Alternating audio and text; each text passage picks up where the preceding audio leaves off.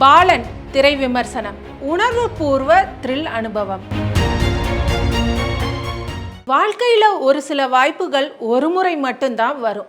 அதை தவறவிட நேர்ந்தால் தவறவிட்ட அந்த ஒரு வாய்ப்பை நினைச்சே மொத்த வாழ்வும் வீணாகிடும். இது காதலும் கடந்து போகும் திரைப்படத்துல கதிரவன் கதாபாத்திரத்துல விஜய் சேதுபதி பேசும் ஒரு வசனம். அப்படி தவறவிடக்கூடாத ஒரு நல்வாய்ப்பை மிக பிரமாதமாக பயன்படுத்தி இருக்கிறாரு எழுத்தாளர் இயக்குனர் சிதம்பரம். முதலில் ஜானேமன், அடுத்து அதிகபட்ச கேரள மாநில விருதுகள் வாங்கி கொண்டாடப்பட்ட மஞ்சுமல் பாய்ஸ்க்கு பிறகு சிதம்பரம் இயக்கி இருக்கும் மூன்றாவது திரைப்படம் இது. ஒரு ஒற்றை தாய் மகன் பாச போராட்டத்தை த்ரில்லர் வடிவத்தில் தொகுக்கப்பட்டு மிகச் சரியாக எழுதி இயக்கப்பட்ட மலையாள திரைப்படம் தான் பாலன். அடையாள சிக்கல்கள் கொண்டு பெயர்களற்ற ஒரு தைரியசாலி ஒற்றை தாயும் அவளின் 6 வயது மகனும் சிறையில் இருந்து விடுதலையாகி வெளிவராங்க. அவங்க இருவரையும் உள்வாங்கிக் கொள்ளும் உலகம் அத்தனை அழகானதாக இல்லை.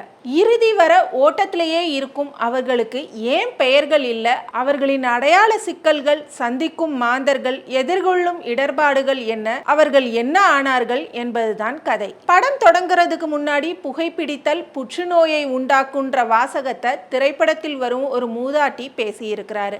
அதே மூதாட்டி திரைப்படத்துல ஒரு அசாதாரணமான கதாபாத்திரத்துல நடிச்சும் இருக்கிறாரு. இப்படி படம் தொடங்குறதுக்கு முன்னரே சுவாரஸ்யங்கள் தொடங்கி விடுது. முதல் காட்சியில சிறையில் ஒரு சுவரோவியமாக சொல்லப்படும் ஒரு கதையிலிருந்து முடிச்சுகள் தொடங்குது. பின்னர் தன் வழி தானே தேடுற நதியாக பயணிக்கும் திரைக்கதையில பார்வையாளர்களையும் பங்கேற்க வைத்திருப்பது ஒரு அசாத்தியமான திரை அனுபவத்தை பகிர்கிறது. கதைக்கு பொருத்தமான நடிகர்கள் கிடைத்து விட்டாலே படம் பாதி வெற்றி என்பார் இயக்குனர் கே பாலச்சந்தர். அந்த வகையில பெயரற்ற அன்னையாக வரும் ஃபர்சானா பலத்திங்கள் மற்றும் சிறுவயது மகனாக வரும் ஆதிசேஷன், மும்மது ஜினான் மற்றும் டாலி ஜூன் கதாபாத்திர வார்ப்புகளோடு மிகச்சரியாக பொருந்தி இருக்கின்றனர். தனித்த வீட்டில் உடல்நலம் குன்றியிருந்த போதும் துணிச்சலாக வாழும் பாட்டியாக வரும் டாலி ஜூனின் மின்னலான நடிப்பு, ஒரு குழப்பமான காவல் நிலையத்தில் பணிபுரியும் காவலர்கள், தேடப்படும் ஒரு பழைய குற்றவாளியாக வரும் டொவினோ தாமஸ்னு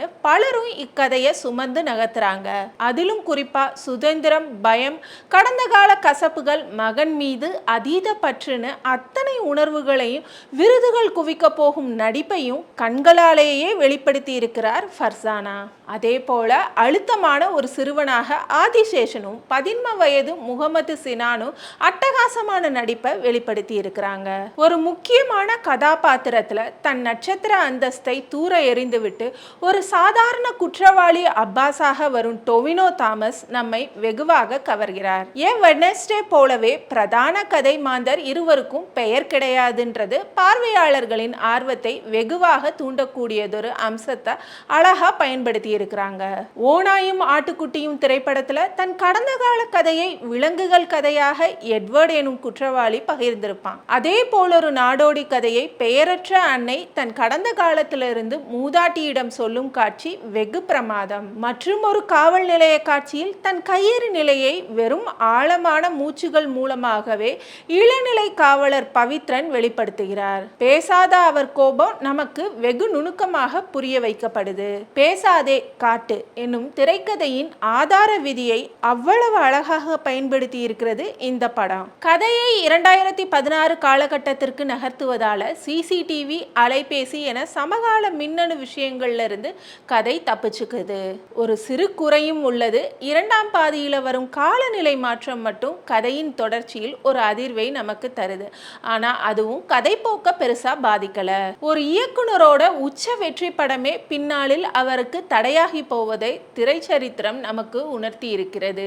ஆனால் மஞ்சுமல் பாய்ஸின் இமாலய வெற்றி தன்னுடைய அனைத்து படைப்பிலும் எந்தவித தாக்கத்தையும் வெளிப்படுத்தாமல் அவ்வளவு பத்திரமாக பார்த்து கொண்டது இயக்குனர் சிதம்பரத்தின் துணிச்சலை காட்டுது. அதே போல நானே கதை எழுதுவேன் என்று அடம் பிடிக்காமல் மற்றொரு இயக்குனரான ஜித்து மாதவனின் நல்ல கதையை தன் செய்நேர்த்தியால் மிக அழகாக மற்றும் ஒரு சிறந்த படைப்பாக வெளிக்கொண்டு வந்ததுல வெற்றியும் பெற்றிருக்கிறாங்க.